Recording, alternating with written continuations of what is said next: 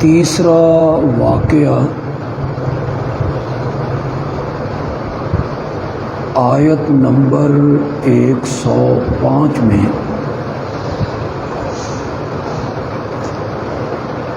حضرت سیدنا نوح علیہ السلام کا اللہ نے بیان کیا ہے۔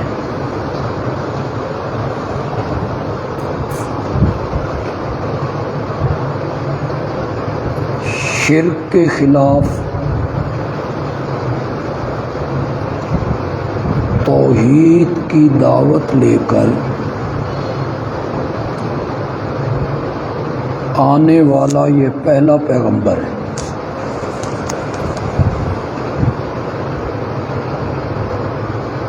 ان سے پہلے شرک نہیں تھا۔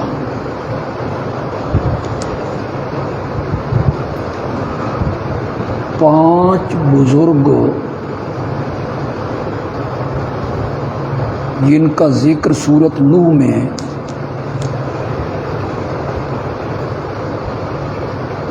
ان سے لوگ بڑی محبت کرتے تھے۔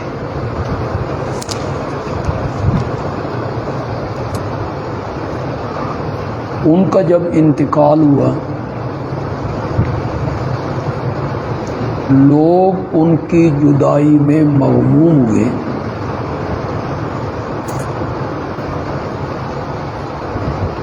شیطان نے انہیں اس پٹڑی پہ چڑھایا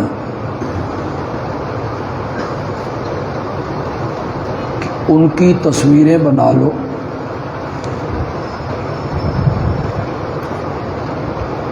تصویروں کے سامنے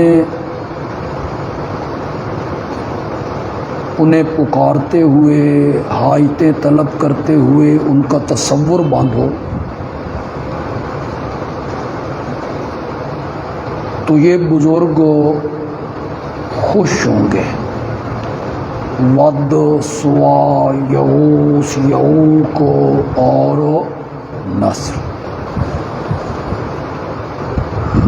حضرت ابن عباس رضی اللہ تعالی عنہما کا ارشاد ہے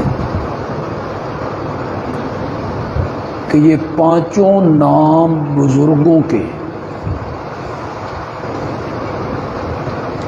اولیاء اللہ کے ہیں۔ قوم نے جب انہیں حاجت روا، مشکل کشا سمجھ کے پکارنا شروع کیا، ان کے نام کی نظریں، نیازیں، سجدے، چڑھاوے، یہ سب کچھ ہونے لگا تو اللہ نے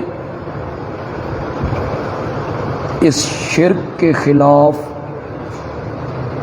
آواز اٹھانے کے لیے حضرت سیدنا نوح علیہ السلام کو مبعوث کیا۔ تو یہ پہلے پیغمبر ہیں جو توحید کی دعوت لے کر ہیں۔ یہ پہلے نبی ہیں جنہوں نے شرک کے خلاف آواز اٹھائی۔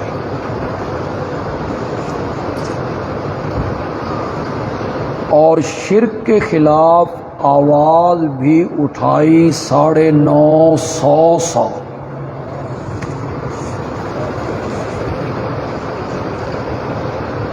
بندہ حیران ہو جاتا ہے، جسم کے رونگٹے کھڑے ہو جاتے۔ 9.5 صدیاں، کچھ نئے لوگ آئے ہوں، کچھ نئے طلبہ ہوں، آپ پورا قرآن پڑھ لیں، حضرت نوح کی دعوت و تبلیغ، اس میں آپ کو کہیں بھی نہیں ملے گا کہ انہوں نے کہا ہو نماز پڑھا کرو۔ حضرت نوح کی دعوت و تبلیغ جسے قرآن نے بیان کی ہے، کسی جگہ پہ بھی آپ کو نہیں ملے گا انہوں نے روزے کا حکم دیا ہو، زکوٰۃ کا حکم دیا ہو،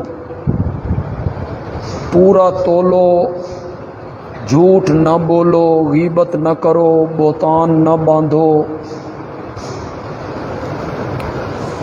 ماں باپ سے اچھا سلوک کرو، ہمسایوں سے اچھا سلوک کرو، اللہ کی راہ میں خرچ کرو، ان کی دعوت و تبلیغ میں آپ کو کہیں نہیں ملے گا۔ پھر ایک دفعہ سمجھ لیں، میں یہ نہیں کہنا چاہتا کہ انہوں نے یہ نہیں کہا ہوگا۔ جن لوگوں نے ان کا کلمہ پڑھا، جو لوگ ایمان لائے، ان پر احکام اترے ہوں گے، جس طرح کے بھی احکام ہوں، جس طرح کی بھی نماز ہو، جس نہج کا بھی روزہ ہو، اترے ہوں گے۔ انہوں نے قوم کی تربیت بھی کی ہوگی، نیکی کی دعوت، اچھا سلوک کرنا، یہ انہوں نے کیا ہوگا۔ میں صرف یہ کہنا چاہتا ہوں کہ ان کی دعوت و تبلیغ کا جب قرآن ذکر کرتا ہے، اس میں قرآن ان کے نماز، روزہ، حج، زکوٰۃ، حقوق، معاملات، اس کا ذکر نہیں کرتا۔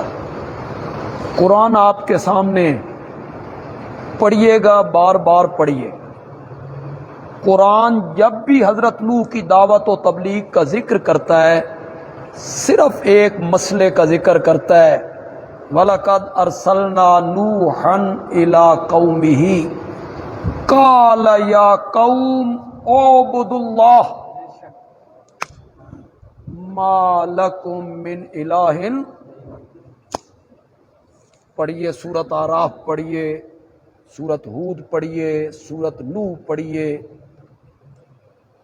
ہر جگہ ایک ہی آواز، دعوت و تبلیغ۔ پھر خدا کے لیے کسی غلط فہمی کا شکار نہ ہو جائے، میں یہ نہیں کہنا چاہتا کہ نماز کا حکم نہیں دینا چاہیے اور روزے کا حکم نہیں دینا چاہیے، میں یہ نہیں کہہ رہا ہوں۔ میں یہ کہہ رہا ہوں کہ حضرت نوح کی دعوت و تبلیغ کا جب قرآن ذکر کرتا ہے، اس میں ان کے اعمال کا ذکر قرآن نہیں کرتا، کسی جگہ بھی نہیں کیا۔ اس میں ایک ہی مسئلے کا ذکر کرتا ہے، اعبدوا اللہ ما لکم من الہ۔ کتنے سال؟ بولو تو صحیح ہے، 950 سال۔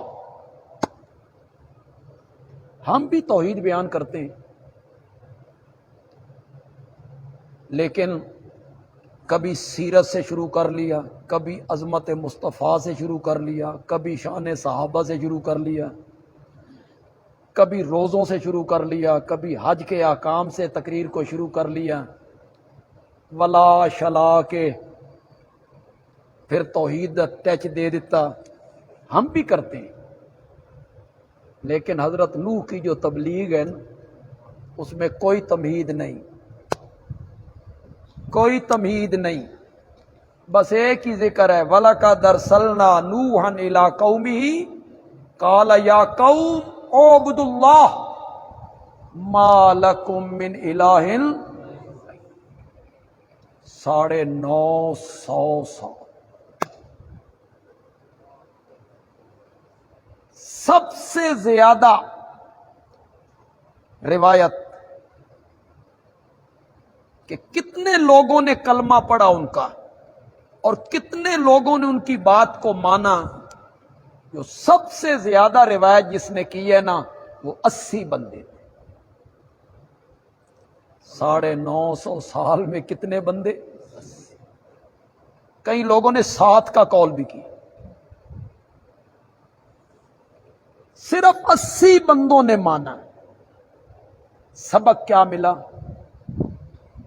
یہ نہیں دیکھنا چاہیے کہ ہماری بات کتنے لوگ مانتے ہیں، یہ ہماری ذمہ داری نہیں۔ مبلغ کی ذمہ داری ہدایت دینا نہیں ہے۔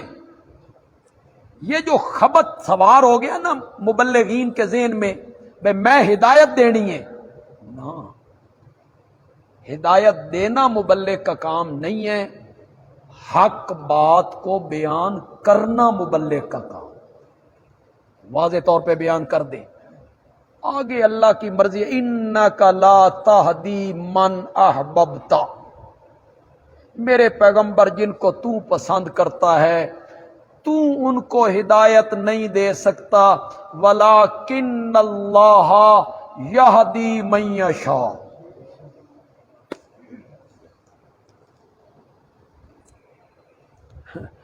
نبی پاک کے اختیار میں ہوتا نا، بلال ہدایت پہ شاید نہ ہوتا، ابو لہب ہوتا، لیکن یہ تقسیم کس کی ہے؟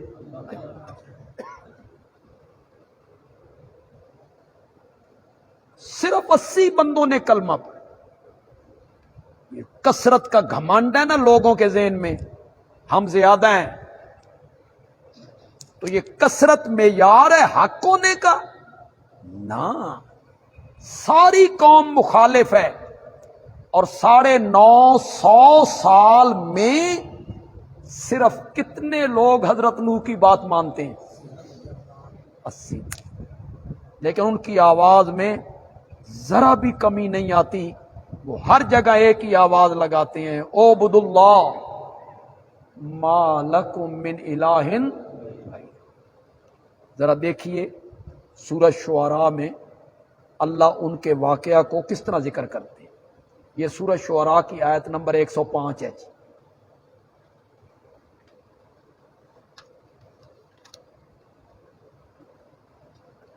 کذبت قوم نوح، تکذیب کی نوح کی قوم نے المرسلین، رسولوں کی، حالانکہ انہوں نے صرف ایک رسول کی تکذیب کی تھی، حضرت نوح کی، لیکن اللہ نے یہاں المرسلین کہا ہے کہ انہوں نے رسولوں کی تکذیب کی۔ علماء نے لکھا کہ ایک رسول کی تکذیب کرنا گویا کہ سب رسولوں کی تکذیب کرنا ہے۔ اگر ایک رسول کو جھٹلایا تو سارے رسولوں کو جھٹلایا۔ یا میں یہ کہتا ہوں کہ ہر نبی کی دعوت جو تھی وہ توحید ہے،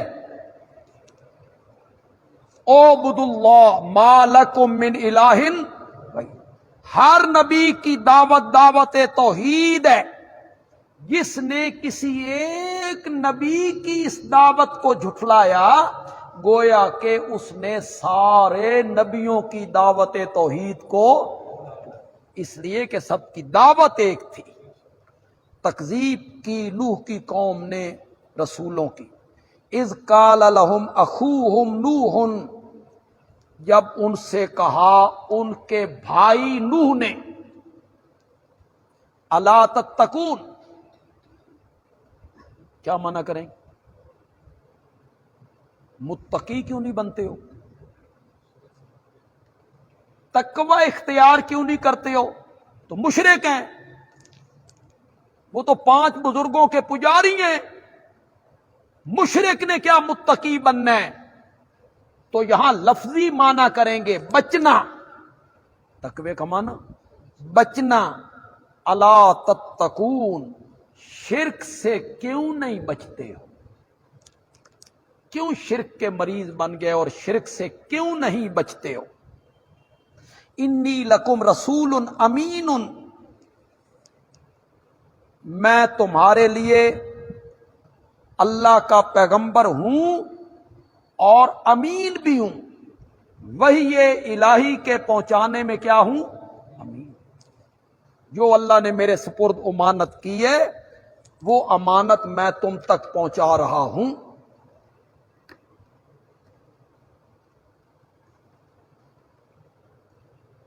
آپ نے ذرا ان آیتوں پہ غور کیا؟ کوئی بات آپ کو سمجھ آئی؟ نہیں سمجھ آئی تو پھر ایک دفعہ مڑیے۔ اذ قال لهم اخوہم، جب کہا ان مشرکوں سے ان کے بھائی نوح نے. یہاں قرآن حضرت نوح کو کن کا بھائی قرار دے رہا ہے؟ بولو، بولتے کیوں نہیں؟ کن کا بھائی قرار دے رہا ہے؟ مشرکین کا. وَإِلَىٰ عَادٍ أَخَاهُمْ هُودًا، ہم نے قوم عاد کی طرف بھیجا ان کے بھائی ہود کو. وَإِلَىٰ ثَمُودَ أَخَاهُمْ صَالِحًا، اور ہم نے قوم سمود کی طرف بھیجا ان کے بھائی صالح کو. وَإِلَىٰ مَدْيَنَ أَخَاهُمْ شُعَيْبًا، اور ہم نے مدین بستی کی طرف بھیجا ان کے بھائی شعیب کو. یہ جگہ جگہ قرآن وقت کے پیغمبر کو اس قوم کا بھائی قرار دے رہا. حضرت شاہ اسماعیل شہید رحمت اللہ علیہ نے تقویت الایمان میں ایک حدیث کا ترجمہ کیا، اور آج تک یہ لوگ انہیں معاف کرنے پر تیار نہیں ہیں. نبی پاک کو اپنا بھائی کہہ دیا جی، اور یہ بھائی کہنا بڑی توہین ہے. تو یہ جو قرآن وقت کے نبی کو مشرکین کا بھائی قرار دے رہا ہے، تو یہ انبیاء کی توہین ہو رہی ہے. یہاں تو مشرکین اور کفار کا بھائی قرار دیا جا رہا ہے. قصور صرف ان کا یہ تھا کہ انہوں نے ایک حدیث کا ترجمہ کیا. کسی نے کہا یا رسول اللہ، ہم باہر ملک میں جاتے ہیں تو ہم دیکھتے ہیں لوگ بادشاہوں کے سامنے جھکتے ہیں، تو ہم آپ کے سامنے اسی طرح جھکے نہیں. آپ نے فرمایا اعبدوا ربکم وَأَكْرِمُوا أَخَاكُمْ، عبادت اپنے رب کی کرو اور اپنے بھائی کا احترام کرو. یہ حدیث تھی. انہوں نے اس کا کیا کر دیا؟ ترجمہ. یہ ترجمہ کرنا گستاخی بن گیا، یہ ترجمہ کرنا بے ادبی ہو گیا. اس کو نوٹ کریں، قرآن حضرت نوح کو مشرکین کا کیا قرار دے رہا ہے؟ بھائی قرار. فاتقوا اللہ، اللہ سے ڈرو، شرک چھوڑ دو، وَأَطِیعُونِ، اور میری اطاعت کرو. ما اسألکم علیہ من اجر، میں اس دعوت و تبلیغ پر تم سے کوئی مزدوری بھی نہیں مانگتا ہوں کہ میں اس پر اجرت تم سے طلب کر رہا ہوں. میں اجرت نہیں مانگتا ہوں. ان اجریہ الا علی رب العالمین، میری اجرت اور مزدوری کس کے ذمے ہے؟ میں نے اس کی اجرت، اس کی مزدوری اپنے رب سے لینی ہے. تم سے میں کوئی مزدوری طلب نہیں کرتا. یہ جو ہم مبلغ لوگ ہیں، خطیب، کئی خطیب تو پیشہ ور ہوتے ہیں، پیشہ ور، خطابت ان کا پیشہ ہے. وہ نکلے ہوئے ہیں گھر سے، چل رہے ہیں جناب. ان کے اپنے شہر میں نہ ان کا جمعہ ہے، نہ مدرسہ ہے، نہ جماعت ہے، نہ کچھ بھی نہیں. پیشہ ہے تقریریں کرنا. پھر کچھ ان میں سے ایسے ہیں مہربان جو پہلے اپنی فیس طے کرتے، اتنے لیں گے اور یہ ہمارے اکاؤنٹ میں بھیج دو، پھر ہم آ جائیں. ویسے تم نے خطیبوں کو دینا کیا ہے؟ کتنے دے سکتے ہیں آپ؟ اہل تشیع کے ہاں محرم کی جو مجلس ذاکر پڑتا ہے، 10 دن کے 1 کروڑ روپے لیتے ہیں، اور وہ دن کی 4-5 مجلسیں پڑھتے ہیں. 10 لاکھ روپیہ ایک مجلس کا لیتے ہیں. یہ خون حسین میں لقمے کو تر کرتا ہے. میری بات پتہ نہیں آپ کو سمجھ آئی کہ نہیں؟ خون حسین میں لقمے کو تر کرتا ہے تو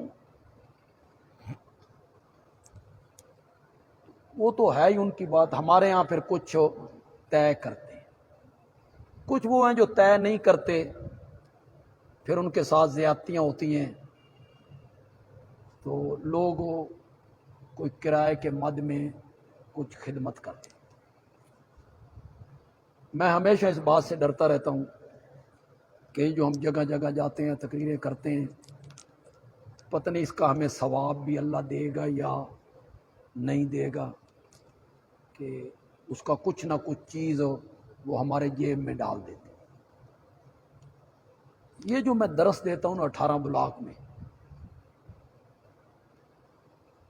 ہر جمعے کو یہاں دیتا ہوں، پابند ہوں، کہیں تاریخ نہیں دیتا ہوں، کہیں جاتا نہیں ہوں، پابندی کرتا ہوں، رہتا ہوں. اس کے متعلق میرا یقین ہے کہ میں یہ کہہ سکتا ہوں کہ ان اجریہ الا علی رب العالمین، صرف اس پر مجھے ہے کہ اللہ تعالی اپنا کرم کرے، رحمت فرمائے، اور جب ہم اس کے دربار میں جائیں تو ہمارا یہ عمل اللہ قبول کر کے ہمیں معاف کرے. اس لیے کہ اس میں کوئی لالچ نہیں، کوئی غرض نہیں، کوئی پیسے کی لالچ نہیں، قطعاً کوئی یہ ذہن میں نہیں ہوتا. یہ بالکل للہ فی اللہ، اللہ کی رضا کے لیے ہے. تو ہر نبی یہی کہتا تھا، میں تم سے کوئی مزدوری تو نہیں مانگتا، میری اجرت اور میری مزدوری کس کے ذمے ہے؟ رب العالمین کے ذمے ہے. قوم نے جواب میں مختلف باتیں کی. کسی صورت میں اللہ نے قوم کا جواب کوئی ذکر کیا، کسی میں اور جواب ذکر کیا. ظاہر بات ہے وہ ساری باتیں قوم نے کہیں. یہاں جو بات ان کی ذکر کی گئی نا، وہ قوم نے حضرت نوح کے ماننے والوں پہ تان کیا کہ یہ رذیل لوگ ہیں، یہ کمی ہیں، یہ معاشرے کے گھٹیا لوگ ہیں. ہم چودھری ہیں، سردار ہیں، وڈیرے ہیں، دولت مند ہیں، کوٹھیوں والے ہیں، بنگلے والے ہیں، اور یہ رذیل لوگ تیرے پیچھے چل پڑے ہیں. کالو انؤمن لک، قوم کے لوگ کہنے لگے کیا ہم تیری بات کو مان لیں؟ واتبعک الارذلون، حالانکہ تیرے پیروکار کون ہیں؟ گھٹیا لوگ ہیں، رذیل لوگ ہیں، کمی لوگ ہیں. ان کو تو سمجھ بھی نہیں ہے، سرسری ذہن والے ہیں، بلا سوچے سمجھے تجھ پر ایمان لائے ہیں. ہم ہوئے نا سمجھدار، عقل مند، پیسے والے، دولت والے، برادری والے، تو تیری قوم کے تیرے ماننے والے رذیل ہیں. یہ قوم نے کہا. ایک جگہ میں آپ کو دکھاؤں، تھوڑی سی تائید ہو جائے گی.